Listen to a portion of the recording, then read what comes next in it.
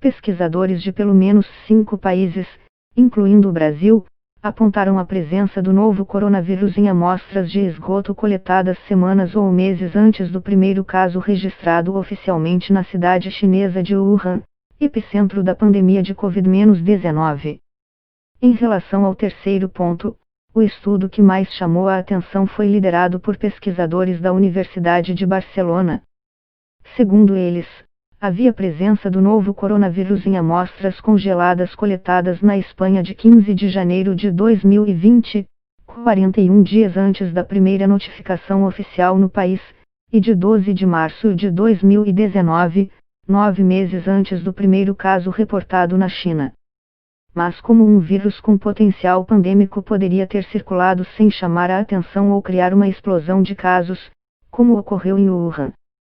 Especialistas citam ao menos 5 hipóteses. Uma é que pacientes podem ter recebido diagnósticos errados ou incompletos de doenças respiratórias, algo que teria contribuído para o espalhamento inicial da doença. Outra é que o vírus não tenha se espalhado com força a ponto de originar um surto. Há também duas possibilidades de problemas na análise: uma eventual contaminação da amostra ou um resultado falso positivo, por causa da similaridade genética com outros vírus respiratórios ou de falhas no kit de teste. Por fim, há quem fale em um vírus à espera de ativação. Tom Jefferson, epidemiologista ligado ao Centro de Medicina baseada em evidências da Universidade de Oxford, afirmou ao veículo britânico The Telegraph que há um número crescente de evidências que apontam que o SARS-CoV-2 estava espalhado pelo mundo antes de emergir na Ásia. Talvez estejamos vendo um vírus dormente que foi ativado por condições ambientais. Para o virologista Fernando Spilk, presidente da Sociedade Brasileira de Virologia, é preciso aguardar mais estudos sobre o tema antes de tirar qualquer conclusão sobre a incidência do vírus meses antes da origem conhecida da pandemia, em dezembro.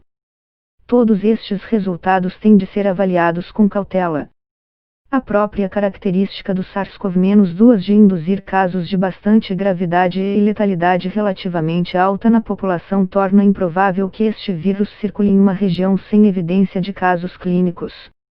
A equipe liderada por pesquisadores da Universidade Federal de Santa Catarina, UFSC, analisou 6 amostras de 200 ml de esgoto bruto congelado, coletadas em Florianópolis de 30 de outubro de 2019 a 4 de março de 2020.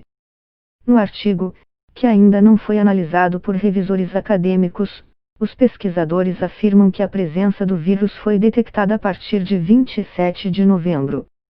Naquela amostra havia, segundo eles, 100.000 cópias de genoma do vírus por litro de esgoto, 1/10 da identificada na amostra de 4 de março. Santa Catarina registraria oficialmente os 2 primeiros casos em 12 de março, em Florianópolis.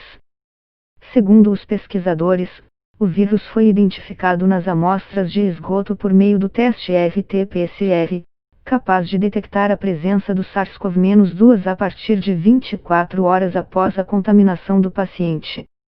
Esse teste, cuja sigla significa transcrição reversa seguida de reação em cadeia da polimerase, basicamente transforma o RNA, material genético, do vírus em DNA para identificar sua presença ou não na amostra examinada. Isso demonstra que o SARS-CoV-2 circulava na comunidade meses antes de o primeiro caso ser reportado no continente americano, escrevem os autores do artigo. A bióloga Ghislaine Fongaro, líder da pesquisa e professora do Departamento de Microbiologia, Imunologia e Parasitologia da UFSC, afirmou que os primeiros resultados despertaram ceticismo na equipe. Por isso, acionaram outros departamentos da universidade a fim de rechecarem e repetirem todos os testes com diversos marcadores virais, para evitar que outros vírus parecidos confundissem a detecção, por exemplo. Segundo ela, a presença do vírus meses antes do registro oficial pode ser explicada, por exemplo, pelo fato de que as pessoas podem ou não ter ficado doentes ou atribuído os sintomas a outras doenças. Mas, de acordo com Fongaro, apenas estudos futuros podem explicar como o vírus foi parar no esgoto de Florianópolis em novembro. Um sequenciamento genético do vírus encontrado no esgoto poderia, por exemplo, ser comparado a outros sequenciamentos feitos ao redor do mundo a fim de estimar a data de origem precisa do SARS-CoV-2 encontrado. A cronologia oficial da pandemia de Covid-19 tem mudado ao longo do tempo porque ainda há muito a ser descoberto sobre a doença, o modo como ela se espalha e, principalmente, sua origem.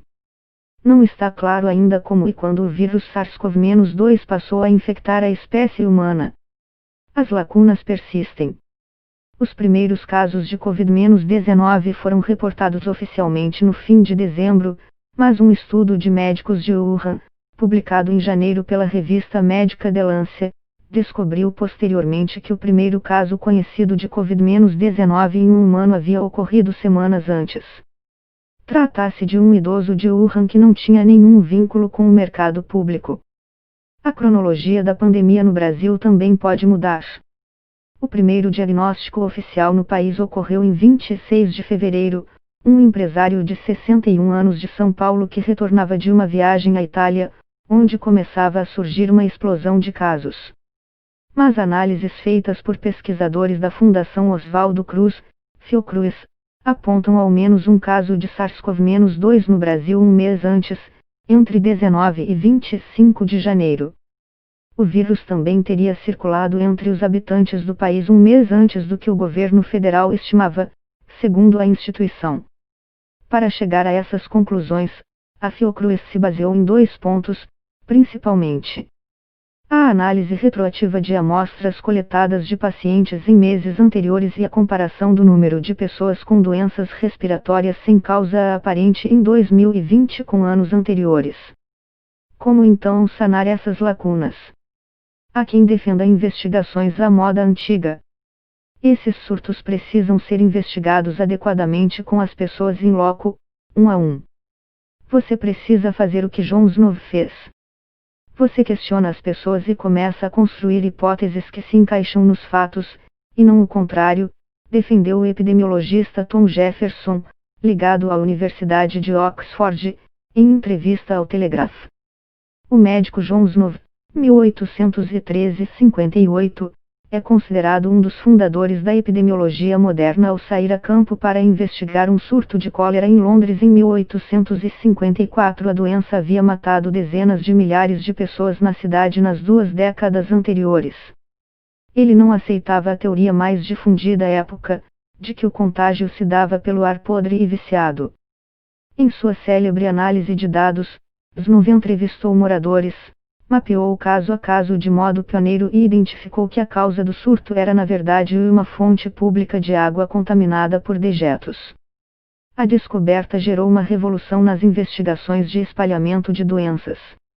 A presença do novo coronavírus nas fezes levanta a possibilidade de contágio por meio do esgoto. Em 2003, durante a pandemia de outro vírus SARS-CoV, a infecção de centenas de moradores em um mesmo prédio de Hong Kong foi atribuída a vazamentos na tubulação de esgoto. Na pandemia atual, ainda não há evidências de que isso tenha ocorrido ou de que o SARS-CoV-2 esteja viável para transmissão após ser excretado nas fezes. Tampouco há recomendações oficiais para usar água sanitária a fim de conter o contágio via esgoto, conforme tem circulado em grupos de WhatsApp. A contaminação ocorre basicamente por via respiratória. Estudos apontam que o sistema de tratamento do esgoto é capaz de eliminar a presença do vírus, mas a precária situação sanitária de países como o Brasil pode levar ao despejo de uma enorme carga viral em rios sem tratamento adequado.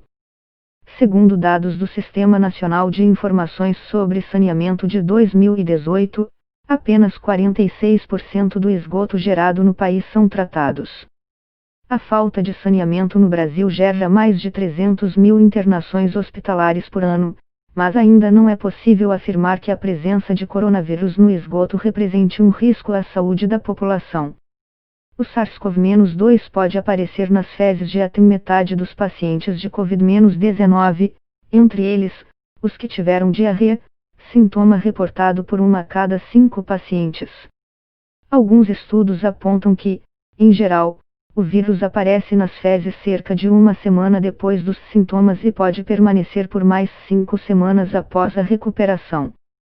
Segundo pesquisadores, o método de monitorar a presença do vírus na rede de esgoto de uma cidade pode alertar a existência de um surto de 7 a 10 dias antes do registro oficial. Um dos pontos positivos dessa abordagem é monitorar também pacientes sem sintomas ou que não foram testados.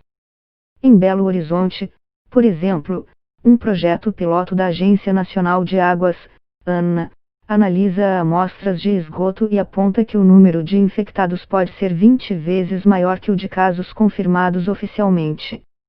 A carreira de epidemiologista de águas residuais, que se disseminou nas últimas 2 décadas ao redor do mundo, está em expansão nos últimos anos. Uma das principais funções desse profissional é descobrir, por exemplo, como o nível do uso de drogas ilegais calculado em abordagens tradicionais, como questionários, pode ser comparado com as evidências mais diretas encontradas nos sistemas de esgoto. E assim apontar subnotificações, entre outras informações. A técnica não mira indivíduos, mas informações sobre localidades, o que poderia alertar autoridades sobre a eficiência de campanhas e serviços de saúde pública em uma determinada região, bem como se estão empregando os recursos policiais adequadamente. Um laboratório da Universidade de Queensland, na Austrália, por exemplo, realizou coletas em estações de tratamento de esgoto de todo o país a fim de analisar hábitos alimentares e de consumo de medicamentos de diferentes comunidades. E o resultado? Em linhas gerais, os pesquisadores descobriram que, quanto mais rica a comunidade, mais saudável é sua dieta. Nos estratos socioeconômicos mais altos, o consumo de fibras, cítricos e cafeína era maior. Nos mais baixos, medicamentos prescritos apresentaram uso significativo. Por outro lado, o uso de antibióticos é distribuído de maneira bastante uniforme entre diferentes grupos socioeconômicos, indicando que o sistema de saúde subsidiado pelo governo está fazendo seu trabalho.